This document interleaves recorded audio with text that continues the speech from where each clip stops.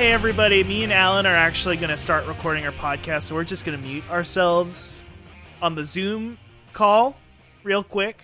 Mm-hmm. So don't worry about it, but we're just going to record a podcast, but we'll join back in the writer's room when it's all said and done. Okay, Does that sound Later, good? guys. Later, guys. Whew. Man, what a tough day in the virtual Zoom writing room for Bill Maher. Yeah, oh man, I'm glad we could finally stop the clock. Oh man, I'm tired of locking the gates. I'm just glad we can stop the clock now. Those are the two things we just have to do all the time. But Yeah, I think this new angle we're taking is really going to be the thing that really helps Bill take Trump down once and for all. Oh man, new rules. Finally. So maybe are we officially? I guess we should go explain. To nobody, just to ourselves. Nobody, yeah, just to exposition, just to make sure we're both on the same page here. So we are, of course, naturally. So the new thing, as everyone I'm sure knows, there was the whole Trump Mistress Kofifi thing that Bill Maher, that was his big hit. The next thing we got to do, I think, is going to be we need a nastier, more. Yeah, what's that? Macro. Oh yeah. We're trying to find the nastier, even crazier fetish to put Trump.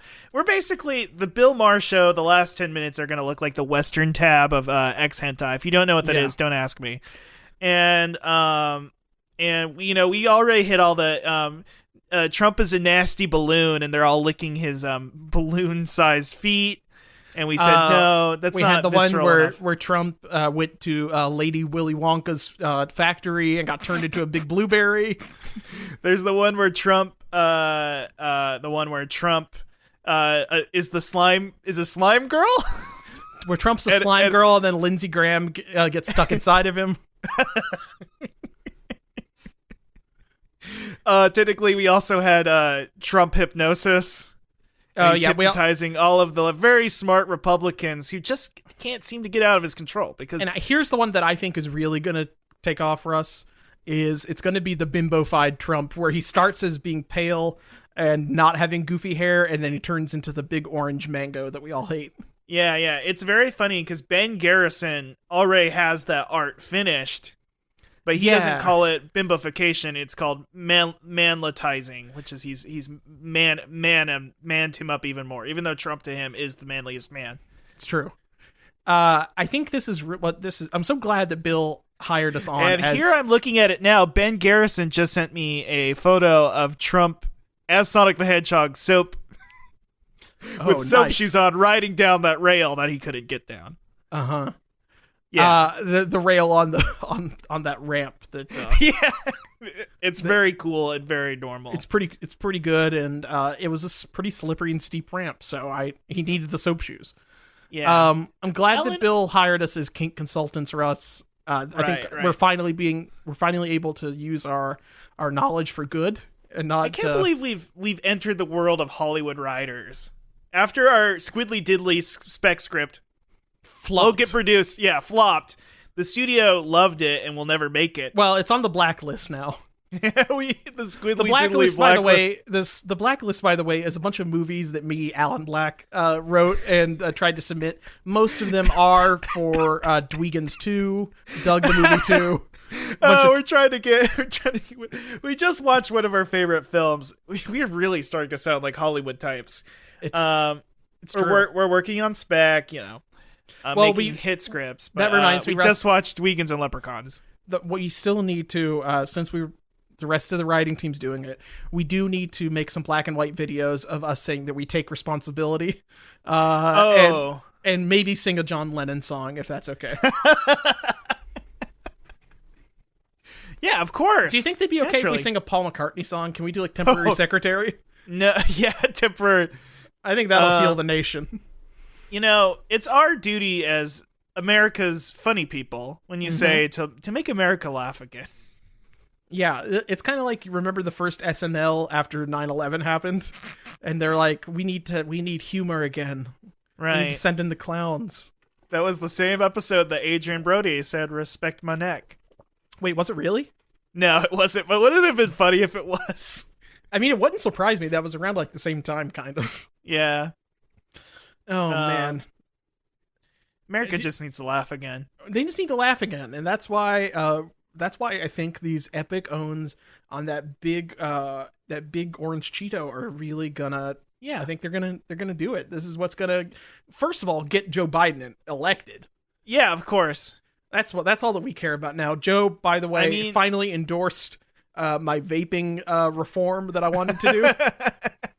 You had a private meeting with him. I had a private Zoom call with Joe, and he told me, I explained to him that vaping is kind of like smoking, but on the internet, and he was sold. You let him have a puff off of your vape, and he went like, it's like the Wacky Tobacco Old before they watered it down with the other stuff. Hee haw!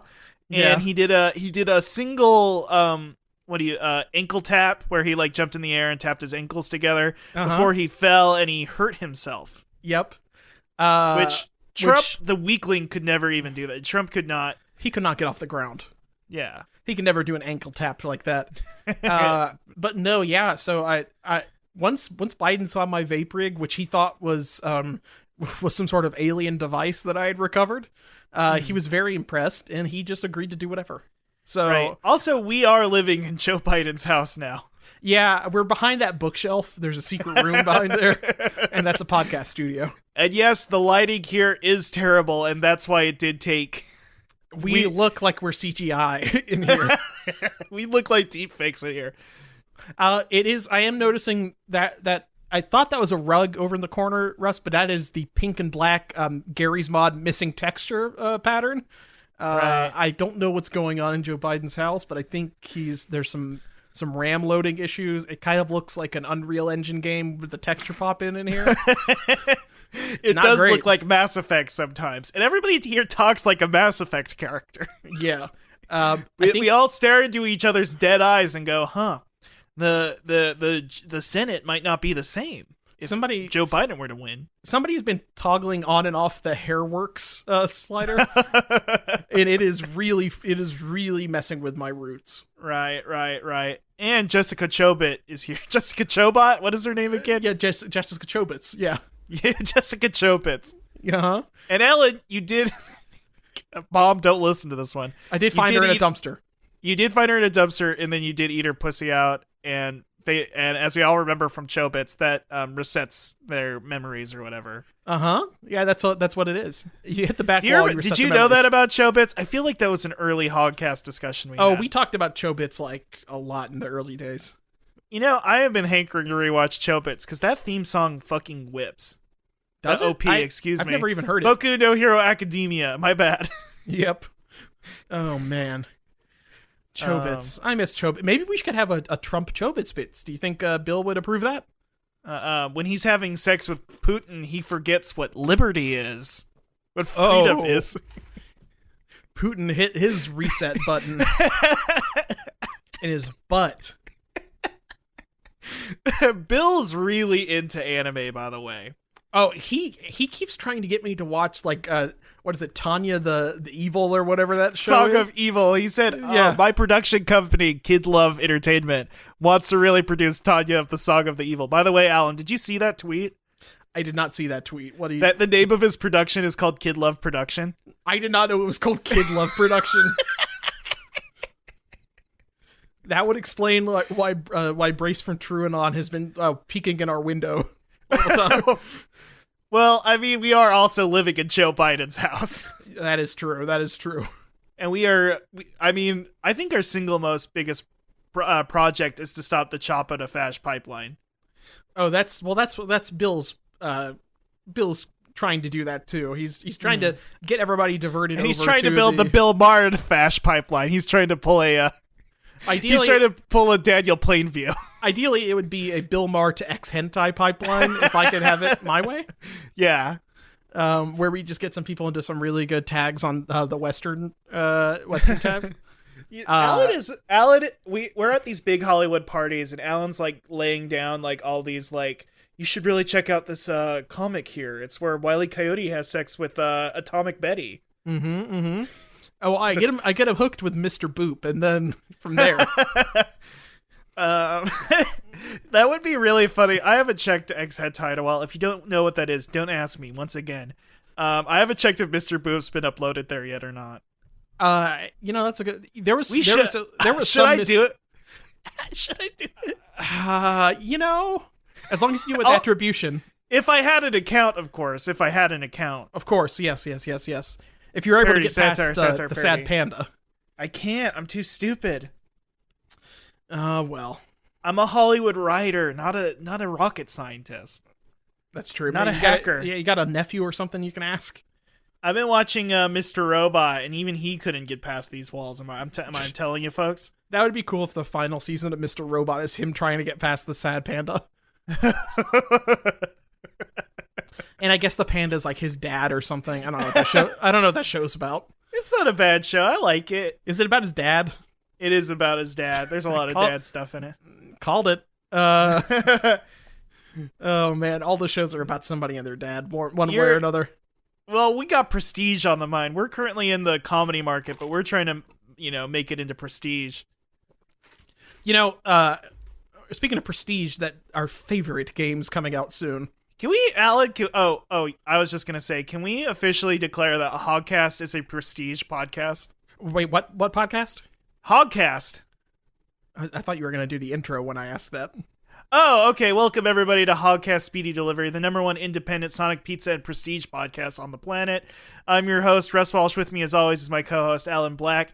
How do you feel being part of the larger Prestige world? We're joining glad up that there. We're finally pushing the medium forward. And I think people used to ask what's going to be the Citizen Kane of podcasts, but I think people need to ask now, what's the Hogcast of movies?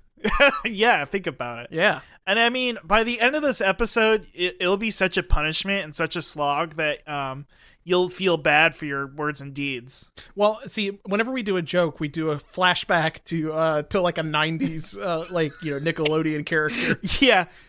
We flash back to a man going through a divorce after working too many hours on a cartoon, and he goes, "Oh, if only I could be free of this animation job so that I could go be with my wife, but she'll leave me now." And yeah, it'll be flashbacks to the episode of Rugrats where Chaz explains to Chucky that his mom's dead. Yeah, it'll be something like that. By the way, me and Alan are still working on our Chaz Capitol Hill Autonomous Zone Chaz Finster joke. Yeah. If you have any ideas or recommendations, please tweet it at us. At action, you haven't been at action for like over years now. Yeah, I know. I don't know why it's still in my fucking head. Shout out to Lolsimus Prime. But Cool T Naruto. Cool T Naruto's good though. That's a good handle. It's a pretty good handle. Honestly, you should maybe change back. I really honestly should. You're not teen anymore though, so you got. I don't want anybody to be like under 18. Get out of here. Yeah, that's good. See, that's a tricky thing, is if you be cool teen something, they're like, "Where's your TikTok, old man?" They'd roast me. Oh, they definitely roast you. You can't hang with the Zoomers now. Are you kidding me? Oh God, I can't hang with the Zoomers now. I mean, you're gonna be like, "So are you guys Hufflepuff or Ravenclaw?" They're gonna roast you. They're going to be like, "We don't watch movies. I don't watch anything that lasts longer than an hour and a half or a minute and a half. The longest thing I watch is a Twitch stream, and I'm just jerking off during all that." I'm just simping. They don't even jerk off. They just simp. That's true. They don't come anymore. They just simp. Teens nowadays, they're not having sex. They're just simping each other. Nobody hooks up. We are simping. People were always, when we were coming up, we were talking about like hookup culture and stuff. It's simping culture now. We are just living in simping culture. God. I'm so glad that I didn't come up in simping culture, because I would have been broke. I would have just simped too much. Oh, man. Like, if OnlyFans was around back then, you kidding me? No, of course. No, listen. Oh, man. We respect queens too much now, but back then my queen respect ratio, like 90% of my being was to respect queens. I mean, back in the the early aughts, I was just watching the Pamela Anderson sex tape and then mailing her a $1 bill to try to simp. Leaving her a note that's like, "Thank you for your service, ma'am." Yes, here's a coupon to Cracker Barrel. But yeah, If I had what we were OnlyFans- talking about, we are totally off. We are back in Hogcast territory. Yeah. Okay. So let's see. Simping, Bill Maher. Oh boy, how do we get on this again? Yeah. Hollywood Days, Hollywood. Oh, we're a prestige podcast now. We are a prestige podcast now. We have been doing crunch too much, though, unfortunately. We have been crunching, but mostly on pizzas. We've been eating a lot of pizzas. And potato chips and, other crunchy foods. Pizzas aren't usually that crunchy. But yeah, kind of. They're more chewy. It depends on what pizza you're getting. If it's a bad pizza, it's crunchy. Yeah, that's true. Russ, what do you think there's any other prestige podcasts out there? Would you classify anything else as being prestige? Ooh, man. Serial Season 2. The good one. Anna Faris is not an expert. What is that one? Yeah, sure. Adam ruins Anna everything. Faris. Yeah, Adam ruins everything. Well, that's an anti-prestige podcast because he's ruins to everything. That is true. Maybe Call Her Daddy. I think that might be one. Does the Jenny Chardon episode of Jordan Jesse Go count as a prestige episode of podcasting? Oh, 100%. Yeah. And if Jenny Jordan has anything, if she has her own podcast, that's prestige. I don't even need to know what it's about. It's prestige. I think any other podcasts that are prestige? Schmanners. I think the only other prestige podcast was going to be what was it? Hot Dad? What was your favorite Joel and Hellhomer's? Did they actually have a podcast? Did you remember they were going to make that show? It was not going to be Rowdy Dad. Rowdy Dad. But I'm sure at this point it would just be a podcast. It'd be a podcast. It'd be like an improv podcast or something. It might be a webcomic. I don't know. I was really afraid for a second that there was a Hellhomer podcast episode that I never listened to, and that I was gonna have to go back and dig up in the archives off of fucking Libsyn or whatever the fuck. That's the real reason they're trying to get rid of archive.org. God, Hellhomer took down archive.org. It was I've got to get rid of this grocery turtle tweet. I'm so ashamed of Chuck Wendig turned into Hellhomer and just abandoned his identity. And Chuck Wendig Sex Tour. Chuck Wendig Sex Tour. He's just coming and doing the soy face. Ah! Man. I shouldn't joke. Him doing the soy face while he gets hit with the pizza. Yeah. Oh man. I feel like I look at Chuck Wendig and I just go who? I knew this man. I knew that man. He was in a creative writing class with me in college, and nobody stopped him. Somebody needs to stop these guys. Is the thing. Somebody needs to stop that. I mean, I feel like I got stopped, but that was just I had to stop myself. I could have kept going. Well, you see, Russ, there's a type of person out there that isn't crippled with horrible anxiety and self-doubt. And because of that, if you're white and have enough money, then you can just go ahead and just make your book about I'm a writer now. You can just make your flippity flu book and then you're good. Flippity flip book. It's a YouTube Mama Tombien, but they reference the Powerpuff Girls or something. I don't know. It's pretty epic. Has Chuck Wendig ever been on a Max Fun podcast? Oh, fuck. Hold on a second. Chuck Wendig. If we make fun of Max Fun enough, do you think they'll let us on to their network? It is. He was on a podcast. It was on Reading Glasses with the Reading Book podcast. He was on there. Or maybe they just read a Chuck Wendig book. It might have just been they just read a Chuck Wendig book. Fuck. Which is bad. He writes young adult fiction, right? Right. I don't even know what books he writes. I just know he's the Twitter guy that freaks out all the time. I mean, you want to? Okay, hold on a second, Russ. I'm gonna do a. Let's do a game here.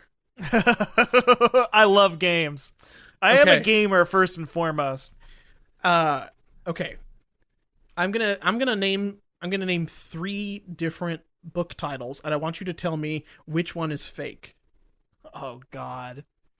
Okay. Oh, fuck off. Star Wars Aftermath: Life's End. Zeros, but the O is a 0. Or The Hell's Blood Bride. The Hell's Blood Bride is fake. It was actually Star Wars Aftermath Life's End. There was Star Wars Aftermath Life Debt, and Star Wars Aftermath Empire's End. Is that like... Let's do one more. Atlanta Burns. The Cormorant. Invader. I'm gonna say Invader, and it's like some fucking allegory for high school or something stupid. Invader was fake. The Cormorant is real. Atlanta Burns is a real a series of books, and he had an entire series of books about birds called Blackbirds, Mockingbird, the Cormorant, Thunderbird. The Ga'Hoole, the Guardians of Ga'Hoole. Yes. He also had a Dinocalypse. Dinopocalypse. Oh man, fuck book. off. Sounds pretty good. That sounds pretty epic. If you had pretty epic bacon awesome sauce with a Chuck Norris amount. Oh, I didn't even get to his short fiction collection. He has I'm so excited for. He has a short story called Roach Boy. Oh God, they're all about like meeting your ex at an inopportune time. You know it. I think one of them is actually about that. It's Queen of the Supermarket, which is probably meeting your ex at the supermarket or something. I'm guessing. Oh, fuck off. It's definitely a way for him to like epically clap back at his ex for like getting at him or breaking up with him or whatever. I don't fucking know. One of his nonfiction books, Confessions of a Freelance Pen Monkey. This is Code Monkeys, but for writing. This is remember Code Monkeys, the classic. Now you're speaking my language. Yeah. Okay, this is pretty good. 500 ways to be a better writer. 500 more ways to be a better writer. 500 ways to tell a better story. And then The Kick-Ass Writer. 1,001 ways to write great fiction, get published, and earn your audience. Pretty good. This guy's epic. I'm glad he destroyed the online library that we all love. Yeah, the online library where, I that's helped me invaluable amounts of times, whatever. He did write for Archie Comics, by the way. And he wrote a comic of The Shield, who is this is very weird.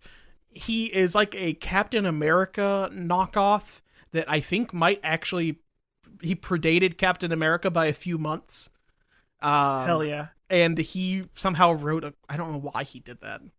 But it turns out he was in Afghanistan. Oh, this is a prestige comic. Never mind. This is a prestige comic. So Red Circle Comics, which there was a bit on Riverdale where Archie had a paramilitary gang of teens that were protecting the town against serial killers. He basically turned Riverdale into an autonomous zone. Hell yeah. And he named an outer heaven, if you will. He named his mercenary crew the Red Circle, which was an Archie Comics comic brand or whatever they had. Shout out to all the real Archie fans still watching Riverdale. God bless you. That's me. Yeah. Man.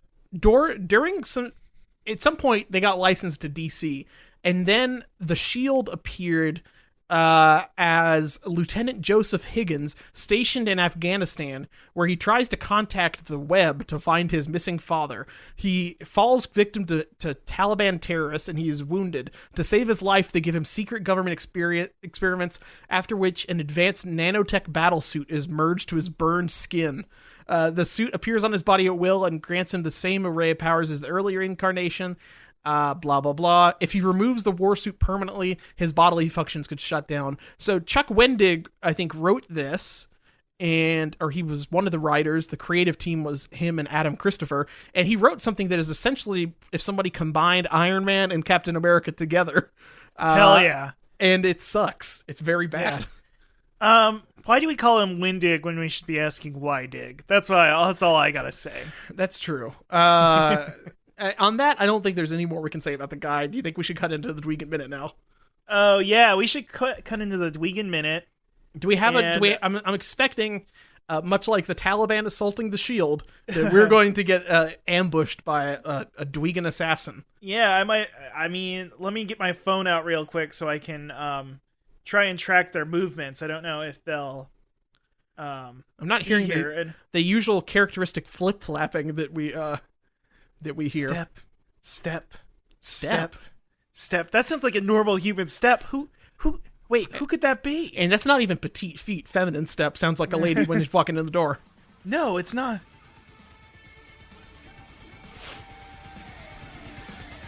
Hey, what the fuck? Welcome, Russ and Alan, to the Colosseum of our destinies. Today, our ideologies will clash and only the strongest will remain. What's the matter? You seem confused. What is AB doing here? Why do we have to fight our friend? That's sweet of you, but this is born of your own misunderstanding. You think Dweegman will enslave the world by trapping all of DreamWorks animals and robots, but really he is liberating us from the shackles of death. Wow. Through the power of machines, we will live forever. But the cowards, the weaklings like yourselves, they'll only hold us back. No. See, the world has to move forward. Mortality is a thing of the past. Surely you understand that, Alan. You've already begun to replace your body with machines. You simply call them Razor products. He's got me there, Russ. Yet you refuse to follow Dweegman into a future of eternal life. Fine, have it your way. If you want to wallow in death's past, I'm more than happy to lead you there. Dweegman's enhancements have turned me into a perfect killing machine. The nanomachines inside me are continually stimulating my prostate with absolute precision, keeping me at the very edge of climax. This is the ultimate state of a warrior. You're no match for me now. Heaven or hell, Russ and Alan, let's rock. Oh no! Alan! No! AP's hitting you! It's the start of the Dweegan Minute! Ah, fuck. I gotta start it! Shit. I'm just holding my arms in front of me in an X shape to try to block the Alan! punches. What? Oh god! Alan, take this blade I've been carrying with me. Oh, where did you get this? I got it from the mall! Oh, fuck. Okay, let me see my classic catchphrase. Let's rip. Oh, Alan. Alan's chopping at AB. Dead on. Oh, God. Oh, but AB's coming back at you. You got stabbed in the arm, Alan. Fuck. Fuck. You only have 30 seconds before the Dweegan Minute ends, and you can't defend yourself anymore, Alan. And then turn my pain inhibitors off. No. Alan! Oh God! Alan, use the ancient technique the ancient podcasting technique. Your mom gay. She AB's eats gorilla laughing glue for lunch. AB's laughing now. Alan, you just stabbed AB in the gullet. Oh no! It's the end of the Dweegan Minute, and our friend Autobite has died. I'm gonna cup his head in my hands. And we'll hear what he has to say. Can I disengage Jack the Podcaster mode? Yeah, Alan, okay. You're allowed to.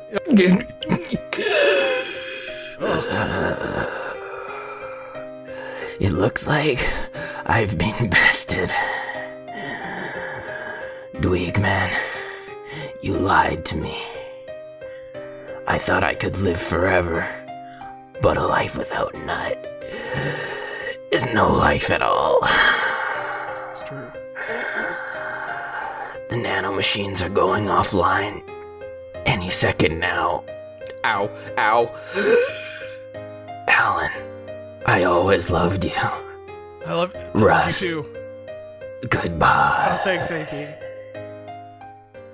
He was mad at you, Russ. He was mad at me. You didn't get online sooner. Yeah. Oh man, Alan, Alan. This sucks. Yeah, this sucks. This is like the second time we've had to kill one of our friends on the podcast. Yeah. Who else did we have to kill? Did we kill Waste? No. Waste was my. I think we killed somebody once or twice. Waste on the show. died off mic. Did we? I'm crying now. I think we killed some sort of Nicktoon. I don't remember. They either are dead or have been erased from history or memories. Oh well, that was a joke, by the way. I don't remember. Why am I I'm doing the cool thing where I wipe off the blood off my sword and my elbow, and I'm putting it back on my back. I'm glad you were able to get this really cool sword from the mall. Right, that's Kirito's sword from Sword Art Online. Oh, that's why it's a laser thing. Yeah, okay, that makes sense. Yeah. Cool. So, yeah, because I saw that at a sword store at a mall once. Also, I went to one of the malls that reopened this weekend. Thank God, by the way. Well, you know what? That's why I'm glad that our strong president is reopening America for business. Because if we didn't have it, we would have been attacked by this Canadian terrorist. Well, our journey to defeat Dweegman only continues on. For folks who don't know, we're in a multi-week long arc where we're battling the Dweegman. Who's a combination of Nosy Three-Horns? Nosy Three-Horns, who has become a Dr. Dweegman or Dr. Dweegbotnik type figure, where he's going to capture all of the animals of the earth and put them into robots. Yes, his name is Dweegbotnik, but we only call him Dweegman to make fun of him. Yeah, we own him that way. It's very rude. I don't really blame him for trying to kill us. But anyway, speaking of things that will kill us, pizza pie. Blaze Praise, our hottest segment. Russ, I have a tremendous, incredible review this week. More and more people are talking about this. Life changing, life breaking. It will kill me. These pizzas are I meant to say limit breaking. Excuse me. Oh, it is a limit break. I did have to get out my Buster Sword to slice this pie up, and it is the return of the stoner pie. I'm gonna put in like a lightning crack or something right there. Right. But the stoner pie. It's editor's note. Alan, can you edit in sad music under AB's death? Oh, for sure. I feel like that's the best way. But a sad pop punk song for AB. Oh, that's a good idea. Yeah. Okay. Yeah. Aren't all pop punk songs kind of sad? Shit, you're right. I mean, can I just do American Football Never Meant?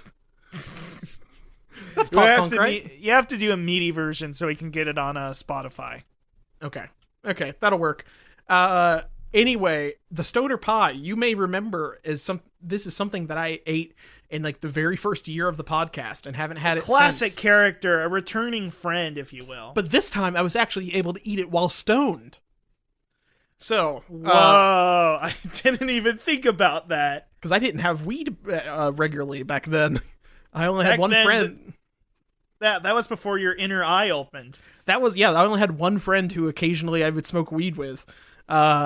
Actually, no, you know what? That's not true. It was that nasty 1970s kush. Oh, it came in a brick. It was bad. It was just all stem. It was the stem and seed blunt that Felix from Chop I was always talking about. And I did get higher than I do now, but it was off the stem and seeds, because that is where all the THC is stored. Yeah. But this time I'm smoking my normal mids that I'm microdosing at all times now. And the stoner pie is available off of Goldbelly, which means I paid $100 to get 3 stoner pies and 6 pepperoni rolls, which are pretty sizable pepperoni rolls, by the way, mailed to my house. And I gotta say, it holds up. I was kind of unsure. This is the first time I've ordered any food off of Goldbelly. This is almost more a review of Goldbelly than the stoner pie. So I know you're always wanting to know about the nuts and bolts about how these things work, being a big Banjo-Kazooie fan. Yeah, like you are. Famously. So the way that this worked is they cooked the pizza. When it came to me, I could tell it was already been cooked, but they basically just like cooked it to where it was like it probably needed like 5-10 minutes more. You know what I mean? Like it was just like the crust was just barely done, the cheese was just barely melted, and they basically just took it out of the oven right then and then vacuum sealed it and put it in a box full of ice, and shipped it to me. After which the instructions told me to take it out and then cook it in the oven at like 375 for like 15-20 minutes. And I gotta say, it works pretty good. You might have to dick around with the temperature settings, because whether or not it's frozen or if you're getting it out of the fridge or whatever, it's a little bit different. Honestly, I think it might be better to like kind of cook it in there for a while and then like finish it on like the broiler or put it in a pan or something. I don't know. But in any case, even microwaved like leftovers the next day, pretty good. I was worried about the French fries being soggy or like stale, but that was not an issue, which was very strange to me. The fries held up. The mozzarella sticks held their shape. Something I did not remember about this, or maybe I just wasn't as lactose intolerant back then, is that this has a lot of cheese on it, and it made me shit my guts out for like an entire night. So I did have to start taking Lactaid. But once I had that, fuck, that sucks. Once I had that, it was great. Oh wait, I didn't even fucking mention what the loadout is on the pie. I just assumed everybody knows the stoner pie. All the long-term fans know what's up. But... if you're a real one, you know what the stoner pie is. It is, of course, extra cheese, pepperoni, bacon, sliced up mozzarella cheese sticks, like deep fried cheese sticks, sliced up like round-wise like pepperonis, and then French fries. This is one of the weird pizzas where when they do extra cheese, they put an extra layer of cheese on top of all the toppings, if that makes sense. Right. So it's just kind of like the pepperonis are like swimming in there. And, the cheese is good. I think this wouldn't work if they didn't have good cheese, but the cheese is solid. I gotta say the sauce is kind of like a non-presence. Like it's there. It's a normal standard red sauce. Nothing to write home about. Yeah. It's there to provide, the pizza experience, but you're not really there. You're going to Topping Town. No, this isn't like a spicy red kind of situation or anything like that. And it being more cheese, and the pepperoni slices are actually pretty big. I almost feel like they could have been like salami or something. Maybe they just put that many on there, and that's what it just kind of felt like. How was the Goldbelly experience altogether, though? So 3 pizzas, the pepperoni rolls. Oh, those, by the way, are fantastic. Pepperoni rolls way better than I expected. They might have been way better. They might have been better than when I got them originally, because I think they might have burned them a little bit before. It's funny to think that, the only way I like this food is if it's shipped across the country. If I had to get it imported from Florida, then that's where this one came from, by the way, is the Gumby's headquarters in Gainesville, Florida, or whatever the fuck. That rules. That fucking whips. It does. The carbon footprint on it is not good, but well, what can I say? I mean, if I had to drive down to the nearest Gumby's, it'd probably be in Raleigh or something. You did ask them to wrap it in, to package it in the same bubble packaging that Sony products used to be all in. Like that hardcore plastic that you could never get off. You did ask them to ship it in that. Yeah, I asked them to put at least 2 clamshells over it. Yes. Plastic clamshells that I would have to cut open with a knife and then throw away, and I'd probably cut my finger on something. Yes, because you just want to feel something, anything. Yeah. I open clamshells just to feel. Much like an otter. Smell. But anyway, you do it in your own private pool, and you put the. I do put it on my stomach. And I do fall asleep holding my my clamshell PS4 or whatever. Which is funny because you usually want to keep your electronics away from the water, but I mean, it's unplugged. It's fine. I just let it just dry like out. Nirvana. Yep. What's that? And just like Nevermind, because I'm in the pool, and I definitely hang in meat. Only 90s kids will get that one. That's true. I don't know. I think the Goldbelly experience was pretty good. Now, how would you compare it to JoJo's Part 5, the Gold Experience? Well, I did, after I did eat these pizzas, I was stuck on an endless loop on the toilet. So I did have Goldbelly Requiem. It's called fucking Hogcast. Yeah. So Goldbelly Requiem did put me in an endless toilet loop, and it was not great. Oh, man. But if somebody if this pizza were to transmogrify into a frog or something, it wouldn't surprise me because it was magical and I loved it. You loved every minute of it. It was great. It's a great pizza, and guess what? I still have 1 pizza and 2 pepperoni rolls left. I've been eating 1 pizza and 2 pepperoni rolls each week for the last 2 weeks. So for $100 for 3 pizzas and 6 pepperoni rolls. I mean, that's not too crazy, I guess, if you were to consider ordering a pizza is $20 plus delivery and tip or whatever. I don't know. It's not like highway robbery. It's too expensive to do this on a any kind of normal basis, but as a once every few months or year kind of thing, I think Goldbelly's all right. Right. If you're craving something from home, then by all means. I wonder if I can get In-N-Out delivered to me or something. Maybe E.T. wouldn't even have to leave Elliot if Goldbelly would just deliver his favorite plant-based pizza. Yeah, if Botanicus would deliver a pizza pie from the Green Planet. E.T. would still be here. So thank you, Goldbelly, for making sure my favorite alien pal remains with his best bud, Elliot. Do you think he has like a green belly on the Green Planet and he has them like deliver Reese's Pieces?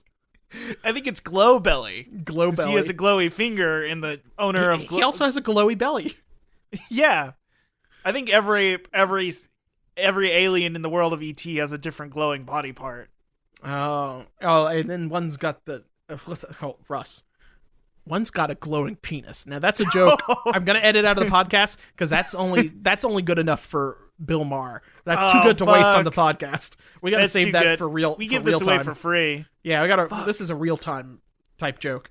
That's man. Speaking of real time, you had any pizza recently in time? Can I be honest, Alan?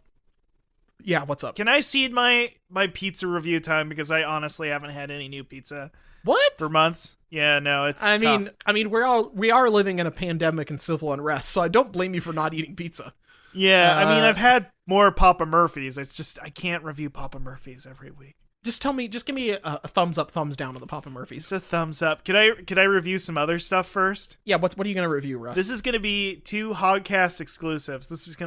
It's a new product I tried and something I finally tried that Alan has been trying to sell me on for years. Oh, not that I ever disagreed, but I think it needs.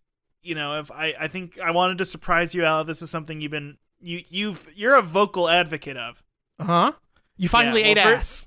Yeah, I finally no, but it is ass related. I have used a bidet. Russ, what kind of bidet did you buy? I think it was whatever the most popular bidet on Amazon was. It's one of the gravity-based ones. There's no electrical or... Oh, yeah, none of them are electrical except for my weird Toto Japanese one. Yeah. This is one of those gravity-powered ones. But it's a gravity bong. It is basically a gravity bong. And just like a gravity bong, it's a lot of fun, and it works, baby. It's good. So did you get one of the ones that only does cold water, or is it hot and cold? I think you can run hot if the water is available, but so far I just use cold. You know what? Just cold is fine. That's the one I've got upstairs in my guest bathroom. I like it so much I play Cold as Ice on my Bluetooth speaker every time I use it. Now, Russ, did you do this partially because it saves you money on toilet paper? No, it's because my mom asked me if I wanted one, and I said, yeah, sure, and she went on Amazon and bought it. Because my mom does that. That's cool. Your cool. mom sounds epic. It does sound epic. It also sometimes feels like a flex. Love you, mommy. That's what parents are for. They're supposed to flex on you. Yeah, they're supposed to make My parents brought over like a carpet shampooer, like a carpet cleaner. Right. Because I asked them if they had like an old one sitting around the house. And they're like, oh, we just went ahead and bought you one. I'm like, you guys don't need to do that. I own a house. It's fine. Yeah. Yes. I make parents be buying like shit like you buy razor products. That is true. Yeah. By the way, I did replace all the keycaps on my Razer Huntsman Elite keyboard, and I gotta say, PBT keycaps are the way to go, baby. Whoa, Alan. Yeah. Maybe we'll clip that on. Anyway, bidets, they get a thumbs up. Spend the $25 to $30 on Amazon to buy that cheap one that you've been staring at. Honestly, that's the thing I really recommend to anybody. I mean, I'm a pervert and a freak that loves to have a $400 bidet in my master bathroom. Yeah. But honestly, the other bidets I have in my house that are just like those $20, $30 Amazon bidets, that gets you like, 80% of the way there, and it's better than wiping with paper. The times I have to wipe my ass with just paper now, it's dreadful. Hate it. Right. I don't want to do it. A freak like you needs company, so we need more people. That is true. Right in the stream. The second thing is that the professional wrestler Joey Janela, he told me to try on a recent episode of the popular Doughboys podcast. He told me to try the Simply lemonades. Truly. Have you tried lemonades. these yet, Alan? Oh, Truly. Yeah. I went to the grocery store today and I did try to find them. I found a bunch of varieties of White Claw, but I couldn't find it and I just got disappointed and left. Yeah. What store did you go to? It was just Ingles. Oh. It's just English. The local grocery store that I always go to. I mean, I could probably check a gas station and might be able to find them, but we got ours at Walmart. Oh, okay. I'll go to Walmart next time then. I bet they've got it. Yeah. But Walmart has some weird shit, my man. They had for a while they had Baja Blast Zero, but it was off the shelf every time I tried to get there. But they have a spot for it on the shelf, and I want to get that Baja Blast Zero so bad. Huh. It sounds so good. I'm gonna see Alan, if they can deliver that. It might. You're thinking it's somebody who's just a big fan. What if there's somebody trying to deprive you of energy? That could be true. What? It's sabotage. This might be a CIA op to try to. It's a CIA op. I was gonna tie it in with our stupid anime bullshit that we do. Well, I mean, we killed our friend AB. We're still crying. Honestly, check the flight logs. I think Nosy might be tied up with the CIA. This is Jomny's son seems to have purchased a lot of Pepsi Zero Sugar and a lot of Baja Blast Zero. Wait, Jomny Three Horns.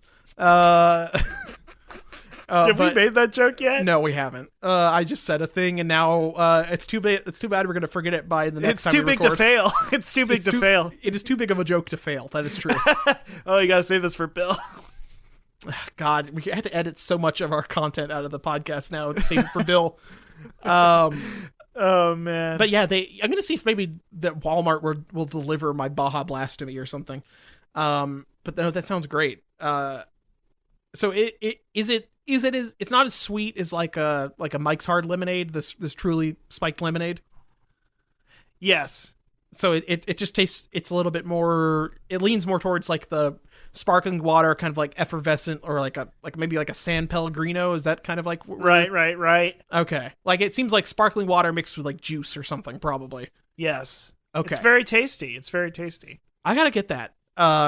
Because honestly, like, I don't like sparkling water, but I do like the alcoholic sparkling water because it tastes bitter and shitty, just like normal sparkling water does. Do you know what I mean? Yeah. You listen, a pro wrestler told me to take it, and they've never led me astray. I would love to have sold me. I would kill to have a body like Joey Janela. It's true. It do be like that. Honestly, like he acts like he's this out of shape wrestler, but he's a fucking hunk compared to us. Yeah, of course. And like, think of all the cool shit professional wrestlers have recommended me before. Final Fantasy X-2. Mm-hmm. Brain pills. Blue Chew. All things that have brought me joy to my life. Yeah. Now, the Blue Chew has brought misery and pain to your life. I only got my dick stuck in the door once. That's not a big deal. It only happened once. Everything I can't else, blame that on the Blue Chew. That's on myself. Yeah, so the product stands. Russ, Blue Chew's great, but have you ever heard of a Flu Chew? The flu pizza that Michael Jordan ate. Do you remember that from last month? No. Okay. Remember the ESPN documentary about Michael Jordan that everybody was watching a month ago? Mm-hmm. The Last Dance. The Last Dance, yes. There was a famous Game 5 of the 1997 NBA Finals, and Michael Jordan's trainer had a theory that somebody had poisoned Michael Jordan's pizza that he ate that night because he got sick and did poorly in that game. Right. And apparently it's because before the whole show, Jordan ordered like a pizza to the Marriott Hotel, and he ate the entire pizza before the game. Hell yeah. It was a large, thin, crispy pizza with extra pepperoni. And it was a Pizza Hut in Park City, Utah, which is where he was, where this happened. Apparently, he insists that because he was still a new employee, the guy who delivered it, which was Craig Fite, F-I-T-E Fite. That is an op. That is a character created by the CIA. Yeah, that's a guy. They made him like, we're going to use this guy to fight Michael Jordan. Let's call him Craig Fite. He said, while I'm delivering it, Fite recalled, I remember saying this, I will make the pizza because I don't want any of you doing this, doing anything to it, is what the manager told him. And then I told the driver, you're going to take me there. So they went together. Multiple people all went to this pizza, and made sure they they apparently were like supervising the whole thing, trying to make sure they didn't get Michael Jordan sick. As soon as the elevator door opened, it was like I got punched in the face with cigar smoke, he said. Blah, blah, blah. Jordan's trainer, Tim Grover, says that 5 guys were standing outside of the door to Jordan's room, all trying to look in. And that those 5 guys, he thinks one of them had poisoned the pizza that went to Jordan. But anyway, he got sick and he lost that game, and it's a big thing. Do you think Pizza Hut, the CIA, Craig Fight, do you think they poisoned MJ? Do you think it was accidental poisoning? Not to play into the character I've been cultivating, my new wrestling gimmick. Yes. All of it. It's all what's connected. your wrestling gimmick? Oh, I'm third eye open anti-CIA guy. Oh, I thought that was just your life now. It's what is real life but wrestling. That's true. I do watch too much wrestling now, Alan. Yeah, you got that like Japanese wrestling thing, right? I'm on that Japanese shit now. They know what's up. I did really Have I told you you should really get into Japanese wrestling, Alan? Oh, I'm it's sure all I'd grizzled love old. It's all grizzled old madmen. Oh, I'm sure that kicking the shit out of each other. It's so funny because I was talking about this the other day. Yakuza had a bunch of characters from New Japan in I think the story of life, Yakuza 6. They're in Yakuza 6. They're also in Yakuza Kiwami 2 because they show up during the Majima construction battle side minigames.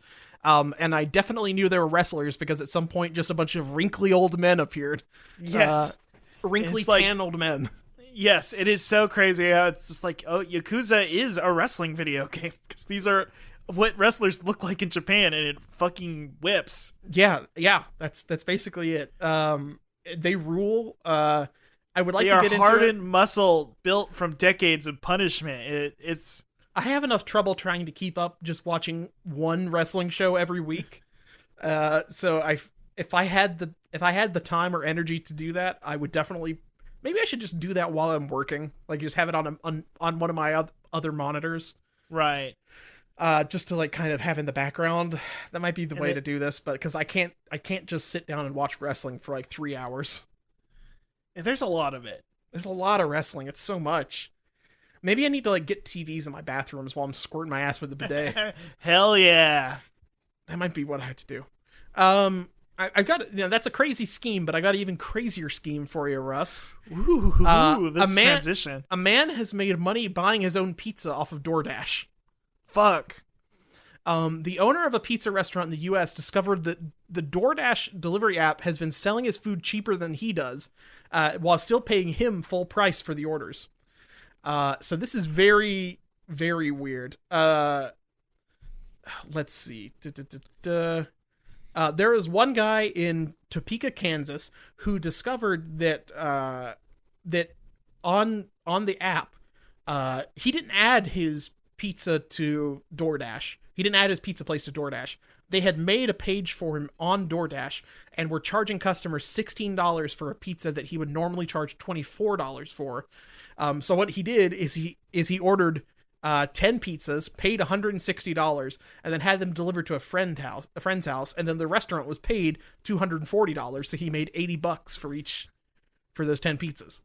Apps are incredible, and they're gonna fix this economy. So the whole purpose of them doing this is that DoorDash makes fake pages for restaurants whether you want them to or not, and will sell your food cheaper to customers, and then they'll contact you and say, hey, look at all the people that are buying your stuff. Why don't you sign up officially for DoorDash? And then they try to get you to do it that way. So it's all part of them like losing a bunch of money up front so they can try to ring you in here and then get a cut of all your sales. Right. DoorDash is super unprofitable. They don't make any money. Yes, but it's an app. It's an application, and if you apply yourself, you're gonna make it in this country bootstraps. DoorDash is backed by the giant investment bank SoftBank, which is, I think that's like a Chinese bank company, I think. I know that one of the characters in Tiger and Bunny had SoftBank on them as a sponsor. So that's about as far as I go with them. It's a huge Asian banking conglomerate is all I know about them. Is it like Tencent or something? I think I think so. It's just like one of those huge conglomerate companies. I don't know why 10 Cent is called 10 Cent, but I like to imagine Scrooge McDuck owns it and started it with his famous magic dime or lucky dime. SoftBank is a Japanese multinational conglomerate holding company that, oh Jesus Christ, they own they own a good part of Boston Dynamics, T-Mobile, Alibaba, Yahoo Japan, Uber, Hike, Snapdeal, a bunch. They own 20 to 30% of 50 different Slack, for instance, WeWork. They own a shit ton of parts of different companies. That's all they do. But they're the controlling interest, I suppose, in DoorDash. And defending the loss of the record-breaking loss of $13 billion for DoorDash, the chief executive, Masayoshi Son, reportedly compared himself to Jesus Christ. The billionaire is said to have stated during a call with investors that Jesus was also misunderstood. He later apologized. It's true. I mean, I think Jesus would probably try to start some sort of weird app scheme if he was around in today. A heartbeat. Yeah. He might have done Movie Pass if he was around today. Bible Pass, Fish Pass. Where he tries to get you fishes and new loaves. app. It's called Retribution with no syllables in it, and no Retribution with no vowels in it. I don't. Yeah. I need to take more brain pills. Yeah, it's called Retribution, and it just it gives you if you log in daily, you get bonuses for your soul. Mm-hmm. Yeah. Speaking, I've got a guy whose soul is I think maybe he's getting retribution. Didn't you for write something. about if Jesus made an app? Isn't that one of your blacklist scripts? That is not my blacklist script. That is a Black Mirror script that that I have in season 6 of Black Mirror. And you keep trying to text him to whatever his fucking name is. The British. I'm texting it to every phone number in the British phone books. But whenever his phone vibrates, he gets scared. He told us at a party he can't check his texts. Yeah, it's a real conundrum. But you only write your scripts in the text form. I get really inspired when I'm in the Notes app or when I'm in the iMessages. When you're crafting your latest apology for Twitter, you usually get distracted. I usually get distracted, write some short fiction about technology, science.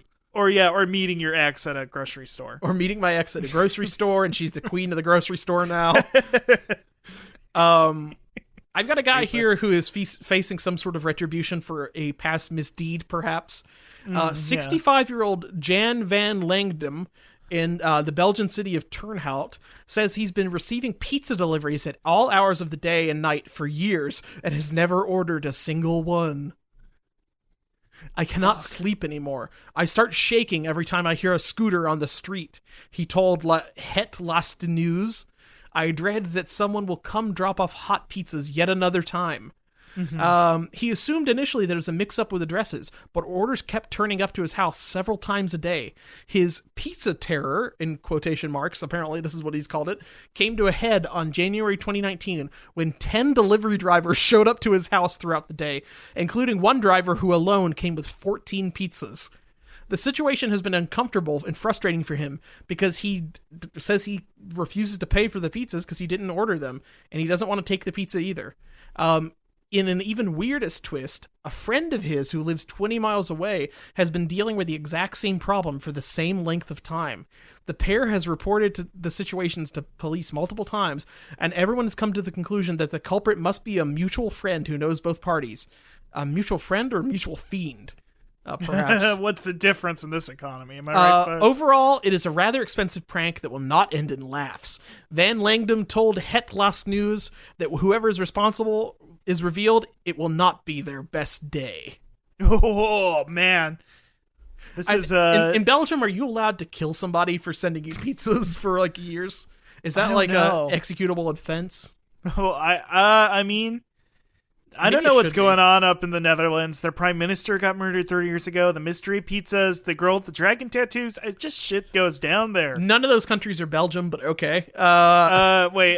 Listen. Belgium is the Europe is just a big mass to me, okay? Belgium's the one with the waffles. And they partially speak French and partially German, I think. Or Dutch? Partial French. I know part of it's France.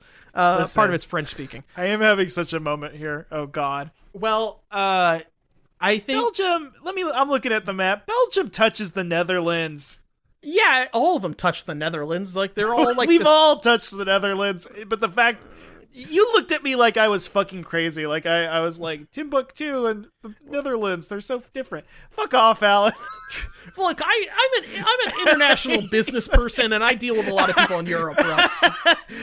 You're a Brussels stan. I do Fuck love off, Brussels. Alan.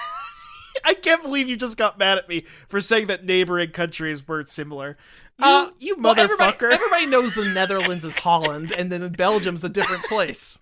But I said that area of the world. How fucking dare you? I'm mad. Well, then you said girl with the dragon tattoo. And isn't that like that's like farther north in Scandinavia? Yeah, that's all. They're all. Come Look, on, Russ, Alan. I agree with you. Everything in Europe is the same. Europe is bullshit, and I don't like it. Yeah, they all ride bikes around, and some of them smoke weed, but most of them don't. Who they cares? all ride they bikes all around. They all live in their mom's house, and she cooks for them and screams at them. It's all it's all bad. Fuck off. It all sucks. You piece of shit. I'm so mad right now. You made me feel so stupid. How could you in a million years compare Belgium to the Netherlands?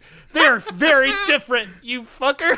You piece of shit. Well, listen, the Netherlands is the place. So gaslit. Listen to every episode past this where I meant to look dumb and you're seriously telling me. The Netherlands is the cool drug I legitimately country. had a moment here where I'm like, Belgium is like next to Switzerland or like on the very tip of Italy. I'm such a dumbass. I was thinking about Albania. And here you are like making me feel God damn it. Oh, you rube. You fell for it. What if I'm the smart one on the podcast? Everybody's always like, Alan's got the IQ, Alan's got the tech, Alan's the Michelangelo, and I'm the Mikey. I'm the party animal. I'm the Donatello, not the Michelangelo. I don't remember. Anyway, maybe which is the one that has sex with April O'Neil. I want to be that one. Yeah, you got me there. Well, Russ, speaking of science and inventions, I guess. A company has created the next generation of pizza serving plate with touchless border to address coronavirus concerns. Right. This is the new pizza plate for the modern post-corona world. The new normal. It's basically a plate that they've cut into slices already. And That's funny. And you just slide out a little triangle that has your slice on it. Yeah. It kind of sucks. It looks like something John Wick could kill a person with. Oh, he would definitely throw one of these at you. Yeah, it looks pretty. It is called the Portion Paddle, PADL. Which I think Mistress, can I have a portion of the paddle, please? Yeah, can I? Ooh, ma'am, I only want 3 parts of the paddle today. Trump, I'm a Republican. Can I get a portion of the paddle, please? It's me, Lindsey Graham. And this is, by the way, the article that I found this on was on foxnews.com. Let's scroll down to the comments right here. I've got so everybody in the Fox News comments, as we've mentioned before, has a little blue star next to their name and the word leader. So they're all comment leaders. And I've got a comment here from Nona Menohow, who said, I've been socially distancing with pizza for years. I just order my own and eat it all. JJ relatable. JJ Coolbreeze 1043 said, how is that device going to help keep me safe when the dude in the kitchen with COVID-19 spit on it? Dr. Party Panties just said, dumb.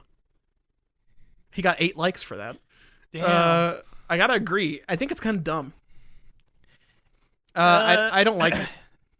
It's pretty dumb until John Wick uses it.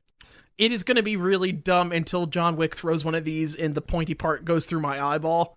Right. It's going to be... Then I'll think it was a pretty good idea. Then it'll be a very cool idea. Bad news, Russ. Chuck E. Cheese stores may never reopen amid bankruptcy concerns. Did you have... Alan, I unironically, my first thought was, Pasquale, no! I know you... Yeah, you mentioned this. You're very worried about that. They recently... So a rep from this said Chuck E. Cheese Entertainment Inc. recently launched Pasquale's Pizza and Wings nationwide, which is Pasquale's Pizza and Wings, named after a member of Munch's Make Believe band, shares a kitchen space with Chuck E. Cheese, ensuring high, fresh quality ingredients. So they're really going all in on Pasquale because nobody is going to Chuck E. Cheese anymore. Right. So they're going all in. If you're going to go see Charles Entertainment Cheese, you need the entertainment. Pasquale is like the character who represents the quality food there. Pasquale. I mean, I think Pasquale is probably just Italian for quality, right? I think so. So there are currently 610 Chuck E. Cheese sites in nearly 50. I like that they say Chuck E. Cheese sites, like it's like a military black site or something, or like a government Superfund site. 65% of support staff and a majority of non-exempt workers were laid off after the pandemic. Blah blah blah.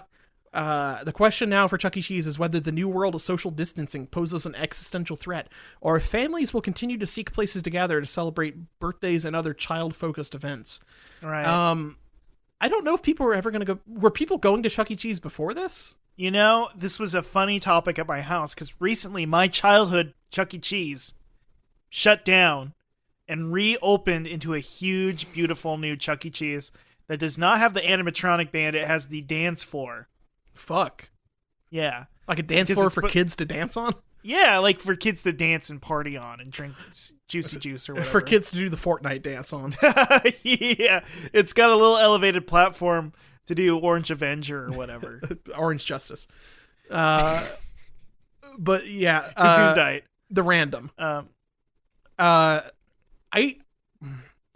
feel like the only people that are going to order Pasquale's pizza are people that are like big Chuck E. Cheese fans that are trying to keep the business afloat. You gotta, me? I'm literally. See, my parents, whenever I was growing up, I said, why didn't you guys ever take me to Chuck E. Cheese? And said, oh, we did take you to Chuck E. Cheese once when you were 3. Don't you remember? And they basically just gaslit me into thinking that I went to Chuck E. Cheese, I think. And I just never, and I'm like, well, and like, yeah, you went there. You didn't like it that much. I'm like, I guess I didn't like it that much. What if your parents were like hardcore Rockafire Explosion stands, and they're like, we are not taking our child to go see Chuck E. Cheese. To go see Charles Entertainment Cheese. This bastardized version of the Rockafire Explosion. The Rockafire are the real musicians. Well, they are hacked into sing like Lil Wayne songs or whatever, which is very cool. Man. I don't know. God. Do you think bad news is Chuck E. Cheese might go out? The good news, we might be able to buy some old animatronics and just have them in our house. Well, they do smash all the Chuck E. Cheese heads before they forgot about that. They must destroy Chuck E. Cheese before they get rid of the animatronics. I want to see the mass destruction of all the Chuck E. Cheese. Like, they have to put that on Twitch. You know, if they have to close like half the restaurants, I would pay them money to watch them destroy like 300 animatronic Chuck E. Cheeses. And then have what celebrity could they have to just blame us all? Like, this is your fault. I don't know, Pete Davidson or something. He's big now, right? The King of Staten Island tells us that we... Pete Davidson, this is your fault. Does he sound Smoke like that? Smoke your weed. What's that? Does he sound like that? Does he have an accent? I was trying to do a Staten Island accent. It didn't really work out. I don't know anything about Pete Davidson other than that he looks like he's dying and he has a big dick and dated Ariana Grande. And he smokes weed. He smokes weed. You know, everything about him sounds cool until you like see his Hillary tattoo or whatever. Yeah, and you know what? I'm dying. I smoke weed all the time. I've got a big dick and I don't get anything.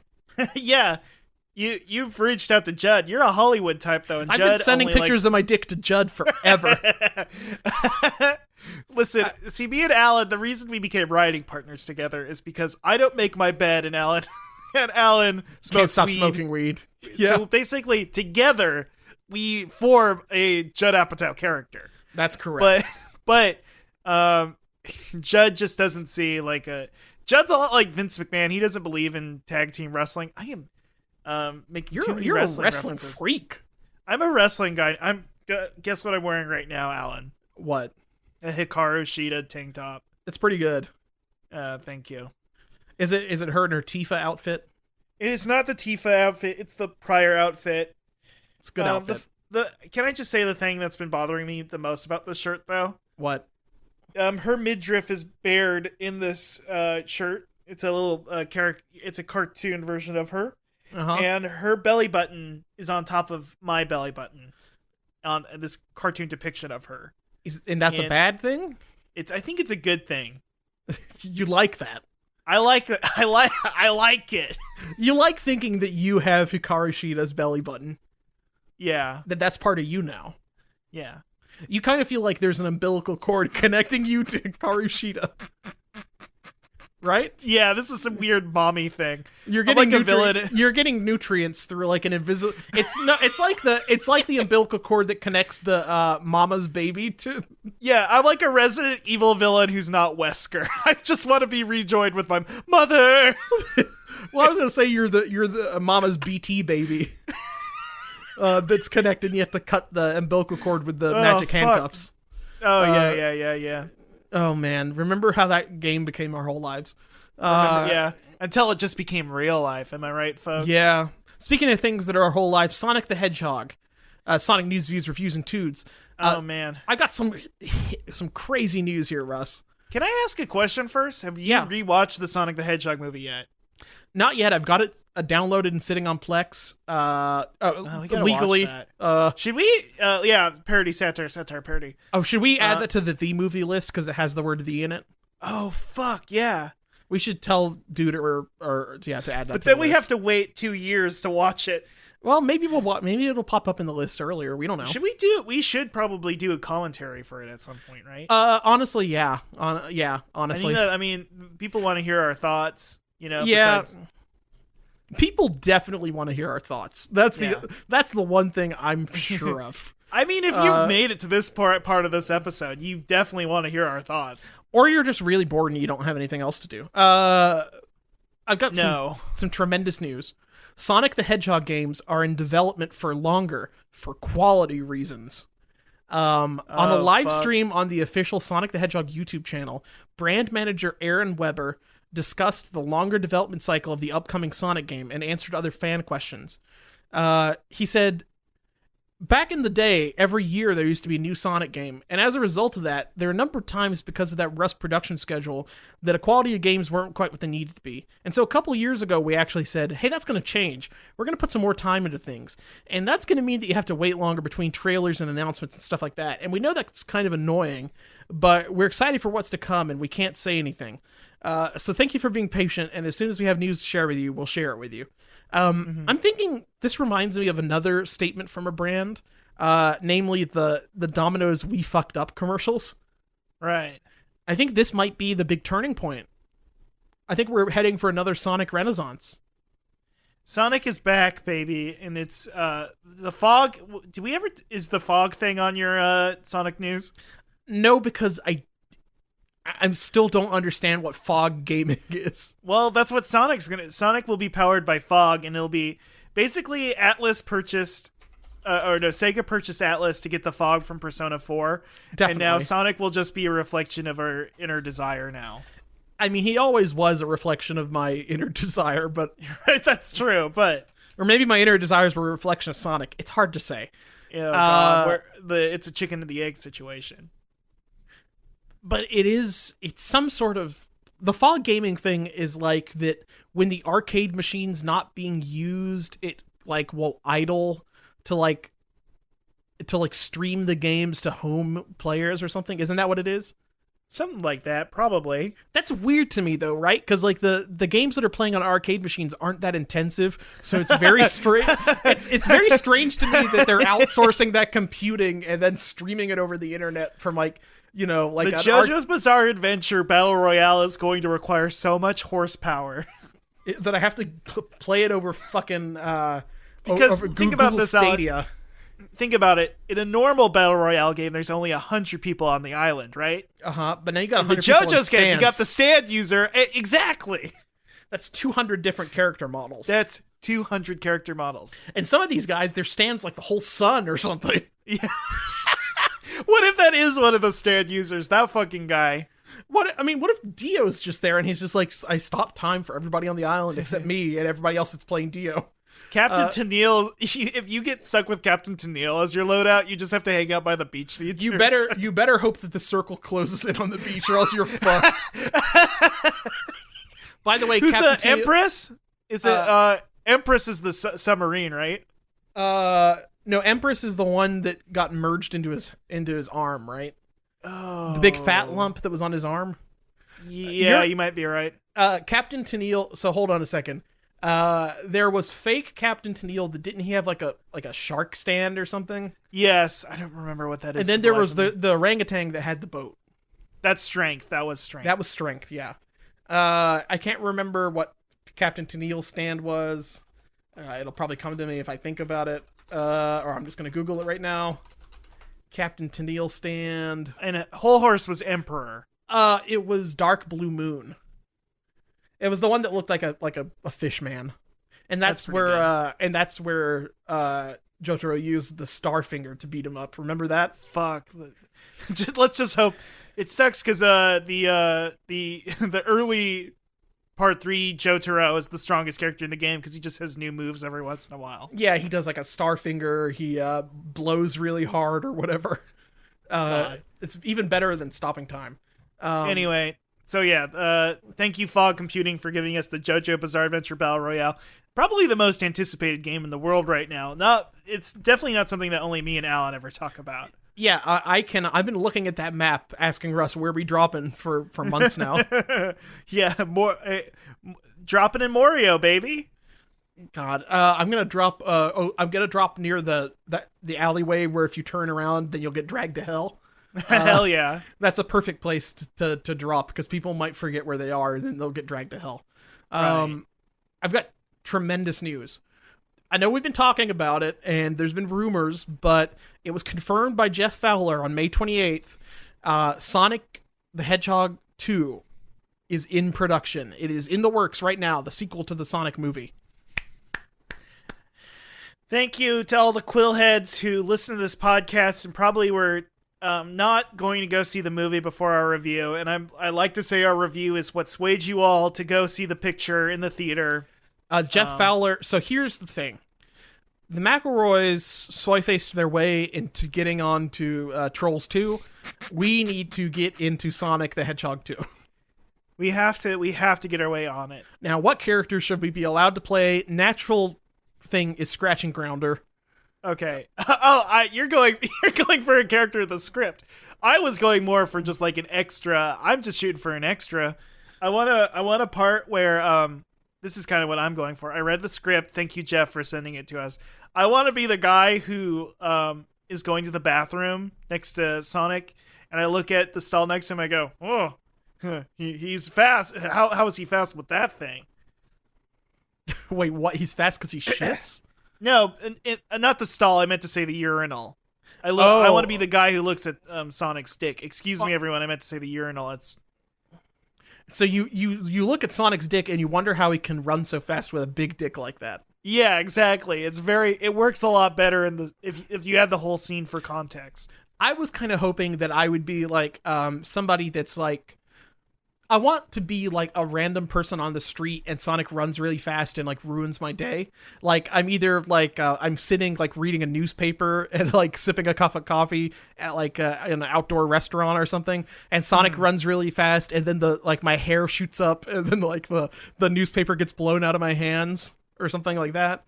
Or maybe me and you are like moving guys that are like moving a big piece of plate glass across the street. A piano like in an old Three Stooges. There's a horny dowager, and we're trying to move a piano into her apartment, and then Sonic bumps into us, and we drop the piano, and then the keys pop out of our mouth like teeth. Oh, it's Alan. I for sure thought you wanted to be the waiter who's like, we do not serve chili dogs at a restaurant like this. Ooh, now that would be good. Then Sonic goes like, oh, well, don't worry, I'll just go get some for myself. And then he runs away and then comes back instantly and has chili dogs, and you look perturbed. And he got him from the restaurant Sonic, because they are teaming up with them for the sequel. He is going to go get a chili dog and a cherry limeade.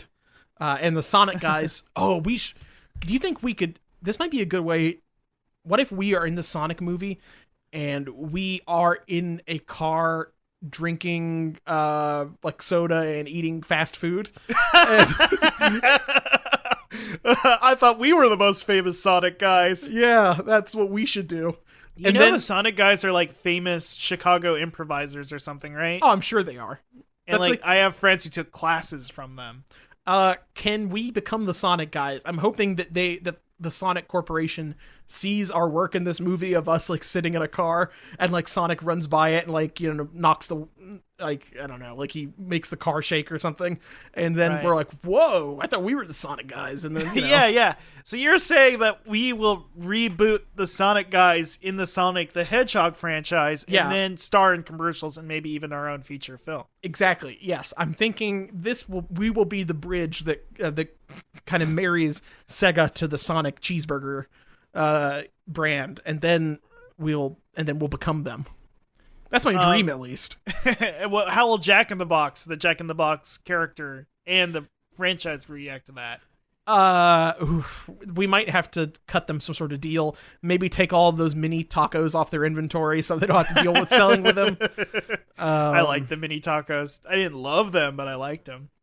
I'm not that far away from a Jack in the Box anymore. My house is about like halfway between my parents' house and the nearest Jack in the Box. I could maybe go there for like 10, if I drove 10-15 minutes, but Jack in the Box is just not good. I don't think I've ever had good Jack in the Box, really. Wow. Russ, wow. Why would I ever go to Jack in the Box when there's Cookout? This is West Coast culture you're attacking here. Is you get egg rolls there? I guess. Let me see if I can get if I can order it off like DoorDash or something. Goldbelly,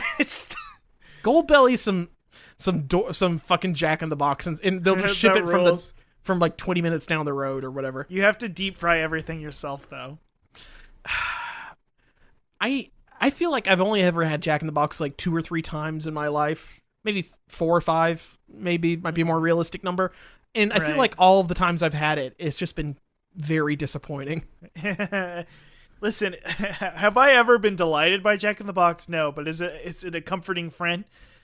Listen, I don't got a lot going for me, so if it's 2:30 a.m. and you're getting some Jack in the Box, you're gonna have an okay time. That's the only thing, is that I guess if they are the only restaurant that's open at like 2:30 in the morning or whatever, I might order from them.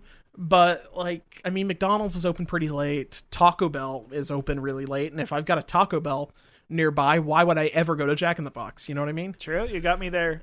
It's like I've got all these other places to go to. I could go to Culver's or Bojangles or whatever, you know? Even Burger King now is better than a Jack in the Box. Right. I think Jack in the Box needs to have a Domino's moment and say that like he fucked up, his food's shit, and he needs to be good now.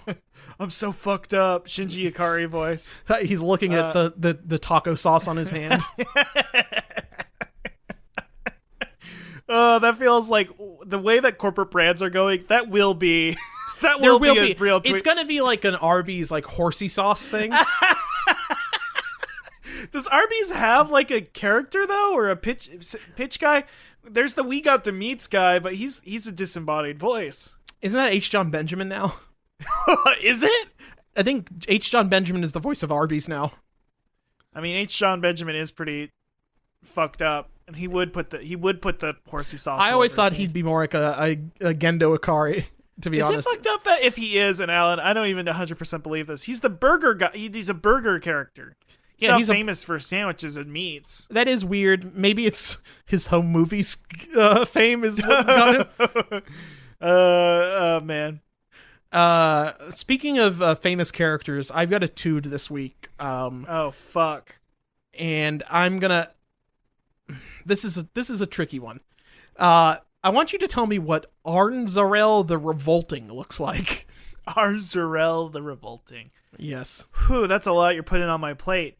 Is this a fan character or an Archie character? This is a fan character. Okay, because if it was an Archie character, I would say he looks like a mid-90s X-Men character processed through a bullshit filter. Furryified.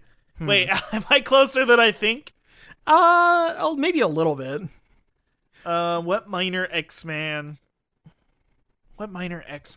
could I reference here? He looks less like an X-Man villain and more like a specific X-Man. Fuck. Does he look like Gambit? No, but you're getting warmer. Oh, wait. What other X-Man looks like? Not like Gambit. I'm just saying, like, similar. Not even better energy than Gambit. Not a Cable? No, less humanoid. Less humanoid. Fuck. This is hard. Let me just say that this guy is one badass motherfucker. Wait a minute. Is he a Wolverine type? Bamf. He looks like a Nightcrawler, kind of. Oh, wait, what does Bamf have to do with Nightcrawler? That's badass motherfucker is the thing, and then Bamf is an abbreviation of that, and that's the sound he makes when he teleports. It was not a good clue. It was a bad clue. He's a real snicked. He's a real snicked. He's a real thwip. What is Hulk's noise again? I don't know if he has one. He just goes pow, right? Does he? The Hulk has his own sound effect, I think. Does he? Hulk sound effect. Okay. This episode's gonna go long, folks. It is long. We're already in long. I think it's just Smash. Is it not just like Smash? It might just be Smash. I could be wrong. He's an agent of Smash. He definitely was an agent of Smash for a while. You ever see that cartoon? No, it looked bad. You need to check it. You need to watch like 2 minutes of it because it's all like, the whole show is edited like a teenager who first discovers what After Effects is and makes a Super Saiyan video using it. Seems pretty good. It's pretty. I'll just use. I'm not known to overuse this phrase. I only use it sparingly, but it's pretty epic. Okay, I'll take your word for it. Speaking of epic, Arnzarel the Revolting. He is a blue, devilish looking guy. Like I said, kind of Nightcrawlery, except he has like a more pointy like tail that kind of looks like a pike or something, or like a medieval weapon. He has some sort of sandals on and like weird claws. He has like antlers on the front of his head or something, maybe. I don't know what those are supposed to be. I will have to warn you, Russ. He is a demon prince who is seen as an antagonist in Jared the Fox 92's series Flawed Deities. This content was created by a user that is permanently removed for our community. Wait, who's the demon prince, Arnzarel or Jared the Fox 92? who's the ultimate villain? I think he is the ultimate villain of the show. I think he is the final villain of the show. Whenever Hogcast ends, which is when we both die. It'll be whenever Jared's ban is lifted. The seal's been unleashed. Jared's returned. I think it is like 100 years from now or something stupid like that. But he's like been banned for like 100 years. 100 years from now, we have to battle probably your grandkids. My reincarnation. I don't think you're like your nephew or your grandnephew or something. Like a Donald the Duck style nephew. Yes. You're like a broke Scrooge, who never got to meet Magic and Dispel. If only because you would take anything from the you're like I would be any kind of Scrooge as long as I get to meet Magic and Dispel. I would never become a Scrooge because I'd just simp too hard if I had all that money. That's true. He really missed out.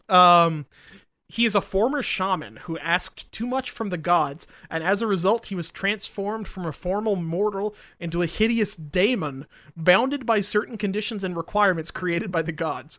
While he must abide these conditions, he is secretly plotting the downfall of the gods. He's an Antifa super soldier. Basically. He's looking to dethrone God. Yes, he is a hideous supernatural monstrosity. He is Alan, come on. He is canceled. He's like that 7-foot tall Antifa like Master Chief guy that appeared. He's 15 feet tall. He has been altered from what it once was. He has certain mutations like blue skin that is hard to gaze upon due to its brightness. He has a long forked tongue. Hey, that's what I want. And long claws like a talons, and his eyeballs are a bright color of yellow with red irises. Personality. He is arrogant and prideful man who was very ambitious to get what he wanted. This hubris followed him to his tragic ascension to daemonhood. This time they misspelled Damon and spelled it like Damon Lindelof. Yes. He is acquired. His acquired form is a gift and a curse. On the one hand, he wields power both physically and mentally he could never dream of before. On the other hand, he is forced to abide by the terms and curses of gods laid upon him, as well as the look of a hideous beast from the netherworld as well. Right. He adopted a daughter that was blah, blah, blah. He never had any children, so he blah, blah, blah, learned compassion. This is a prestige character, is I think. He is a prestige character. Yeah, wow. What did he ask from the gods?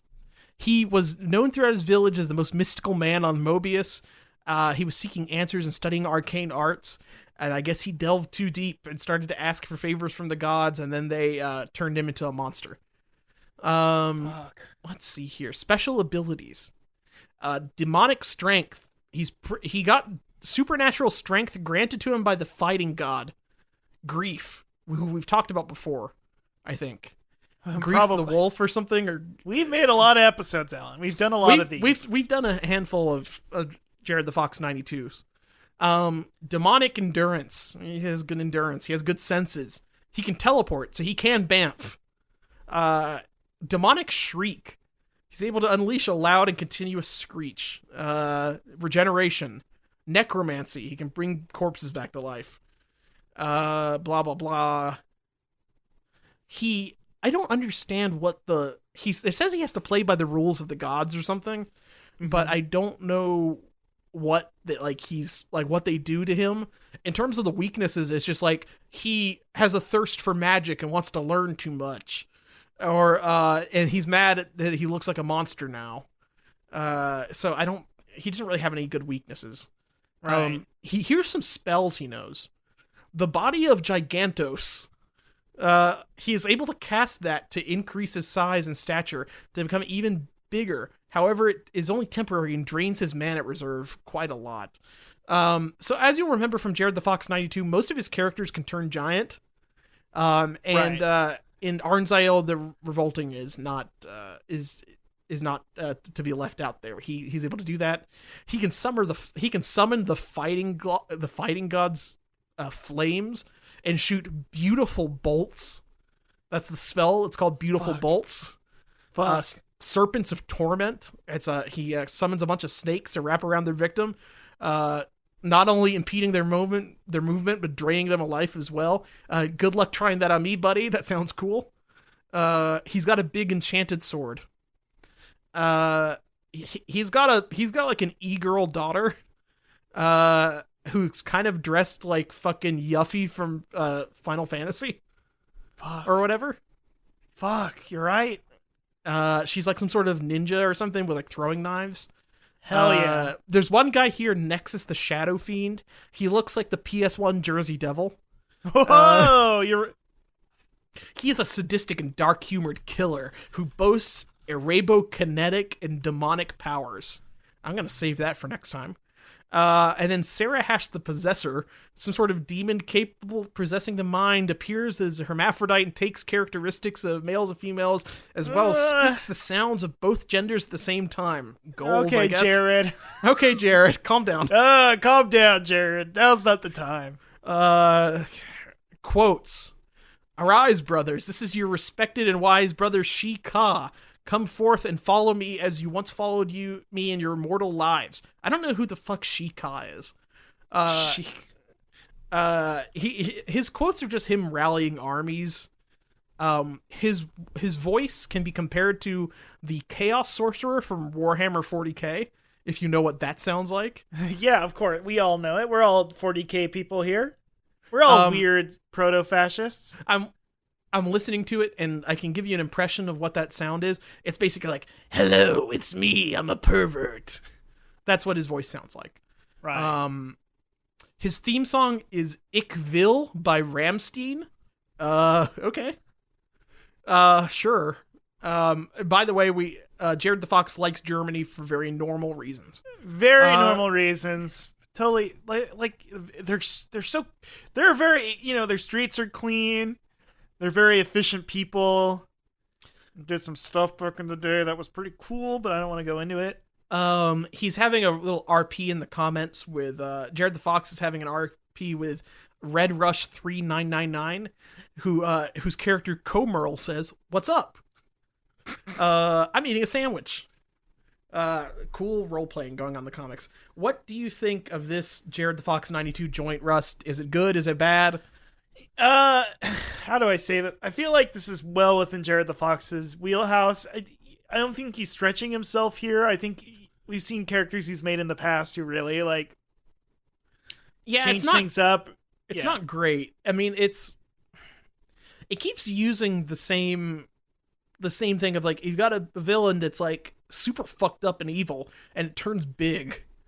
Yeah. He's obsessed with also. He's growth fetishist, right? Yeah, he loves macro. There was a former giant woman. Well, there's a whole, I believe it's Caravastians or whatever the fuck, the weird alien race of characters that have the ability to turn giant. That's a whole thing in his Jared the Fox 92 universe. Alan, how do you feel knowing that you just said that out loud and you didn't have to look it up? I feel like I've maybe delved too deep like Arnzarel the Revolting, and that the gods will come and punish me. We're all, the gods are content, and we are but its slave. I feel like a Lovecraft protagonist is that I've delved too deep and I am on a path to madness. I like that, by the way, my favorite comment was made almost a year ago. Just Sir Duke 01 saying cool. Pretty cool. You know what, Sir Duke 01? Pretty cool. Jared the Fox 92 cannot see this because he's been banned since 2016. He does not exist anymore. Is Jared the Fox 92 on Twitter? I need to see if he's got any. Does he post anywhere else? Fuck, Jared the Fox 92 might be on Twitter. Oh, fuck. Are we going to have to follow this guy on Twitter? He's got a Fur Affinity page. Oh, shit. I'm looking at his tweets. He made 4 tweets. Should I read them off real quick? Yeah, can you give me these tweets? Anyone roleplay in the Sonic fandom? Okay, good. That was made back in March 1st, 2019. Wow. August 3rd, 2019. I got a sale off Warhammer 40k Dark Imperium today. It's around 120 USD normally, but I got it for 65. Damn, dude. Okay. A moment of silence for those lives lost in El Paso, August 3rd, 2019. Oh, well, is the guy who did that shooting was like a Nazi. So if Jared the Fox 92 is sad that happened, maybe he's turned around. The other tweet at him? So the other tweet he made, Russ, was on August 4th. He retweeted Giganta's look in Wonder Woman Bloodlines, the animated cartoon. Giganta is a giant woman. God damn it, Jared the Fox. Do you think maybe he finally like he gave up like whatever reactionary beliefs he had and he just became fully into giant women? That's literally, I can't think of a better way to reform racists is just to appeal to their fetishes. And honestly, yeah. You can quote me on that. I'm an expert on this. If you search for Jared the Fox 92, you will see Hogcast Speedy Delivery, so he will come after us, Russ. Oh, no. Jared, shout out to Jared. You have to search a little bit far, but you will find him on there. Oh my god. Jared, please don't kill us. Jared, please do not get your giant girlfriend to step on us with her ookie gookie nasty toe jam feeties. Please do not smother us with her between. Alan, which two toes, if a giantess were to step on you, which one would you want to be stepped on the least? The weird long middle toe. Oh no, yeah, I would hate to be stuck between the weird ring toe? The ring toe, oof. And the pinky toe. So Fuck. I found Jared's page on Role Player Guild. A post from a year ago, his status update. Well, a year ago he said, "Neighbors are firing fireworks in my woods. Yep, that's probably illegal." And then also a year ago, "I'll be busy this time around due to Christmas, but Merry Christmas to all, unless you're Jewish. Then Happy Hanukkah." I put a pause in that sentence to freak you out. We don't know. Jared the Fox, please come onto our show. We'll be glad to have you, and we can finally figure this out. Shit. Are we getting too close? Are we getting too... I think this might be our serial season 1. Oh, fuck. Oh man, let's pretend we don't know anything else about Jared other than what's on the Sonic fan character wiki, because I don't want to delve too deep into this world. It is so fucking funny that we did confirm that he has a giantess fetish, though. That is insane. That's crazy. Well, we all knew that. But we knew it. But like, I don't know. Sometimes teenagers, I don't know. So you thought he would grow out of it, but he's our age. Is the other thing for us? Yeah, that's true. This guy might be older than us. 100 years. Fuck. Well. I hope he comes back. I hope he comes back. Should we tweet at him? Jared, you're invited on the podcast. No. No. Wait, if we do have him on, we have to save it for like episode 200 or something anyway. Okay, so that was a great episode of Hogcast Speedy Delivery. Bill's gonna love it. Bill, Bill, we are playing this for Bill Maher. Yeah, he's thinking of starting a podcast network. It's where he's deciding between Kid Love Media, podcasting network, or I've been trying to get New Rules. I've been trying to get him to call it Pod Love Media. Just get the word kid out of there, please, Bill. Please, Bill, you're making us look bad. Yeah, it's no good, Bill. Yeah, woof doofa. Not good. You got anything to plug, Russ? No, it's this show.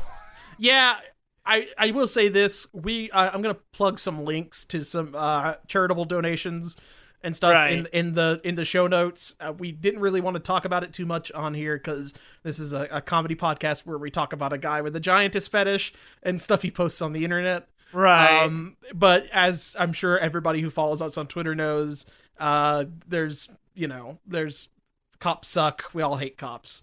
Fuck cops. Fuck cops. Black Lives Matter. There's a lot of good charities out there and people needing your help, which I'll post a link to. I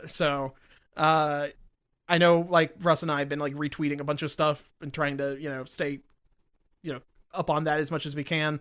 But it's one of those kind of things where it's like, I don't want to talk about cops during our bullshit Sonic the Hedgehog cum show. You know what I mean? No, 100%. 100%. Now, Bill Maher, he's been trying to get us to get more political on the podcast. He's been wanting us to say maybe both sides are wrong. And he's been wanting me to say, when I say to defund the police, that we really mean to reform it. And by reform, he means that he wants to give them new rules. I think he's saying that there should be a specific wing of the police that it's just for inner city youth basketball tournaments that they can enter. Yeah, well, and the other thing is he wants to make sure that there are no religious police officers because yeah, he's trying to make it religious. Yeah, he thinks they're religious, and he wants all atheist logical police officers. Yeah, that's what Bill Maher wants to do. Right. Allegedly parody. He's our boss though. He's legally our boss. That's not parody. But it is satirical because he's the modern Mark Twain. Well, that's the thing with Bill Maher is that I think he could get away with saying anything because he's always saying it in that parody voice. Yeah, he learned the secret. He learned the spell. He learned it. He can say anything now. He's like an ancient wizard. He is like an ancient wizard, and I cannot wait to find his phylactery. and crush it in my hands. Oh, Alan, don't say a parody centaur parody. I'm just saying that if he was some sort of undead lich, I would love to steal his vital essences and take over his HBO show. Right. Is it HBO or is it Showtime? It's HBO. Oh, okay. Yeah, it seems like HBO. I'm going to try to get him taken off the air so we can get real sex back on. Hell yeah. That'd be fantastic. Well, I guess until next time, Russ, hopefully we won't get attacked by any more of our friends that have been brainwashed by Dweegans. Yeah, it's hard for us to moralize when we did kill our friend. Yeah, I'm feeling like a real Last of Us right now. Whenever I did kill AB, I did see a bunch of flashbacks to me hanging out with him. To celebrate the release of Last of Us 2, we should do Live and Learn in Last of Us. The Last of Us isn't coming out for another 2 weeks, so we might have another episode before then. Oh, no, wait, it comes out never mind, it comes out this Friday. We're good. Right. Okay. Yeah, I guess we'll do a live and learn in Last of Us. Yeah, we already changed Domino's Goes. I think we can do. Let's just do this. This just one time until we get over. Yeah, it's just a one-time off. Neil. Now I will. Neil Druckmann. Neil Fuckman. Oh fuck. Oh, that's. I find that kind of tweet or podcast moment not very helpful. Not very helpful. It's not really helping the discourse. Yeah. Whenever I make a mean tweet at Neil, I get a little flashback to all the times that like his mom said nice things to him as a kid, and it makes me feel bad that about me saying bad things to him. Yeah, that's true. Yeah, it's true. I just want to call it right now. The Last of Us 2 is going to be the HBO Watchmen of 2020. Hell yes. I'm saying that. People have been talking about video games catching up to movies. They finally caught up to TV. They caught up to TV. Yeah, they're prestige now, baby. Are you happy?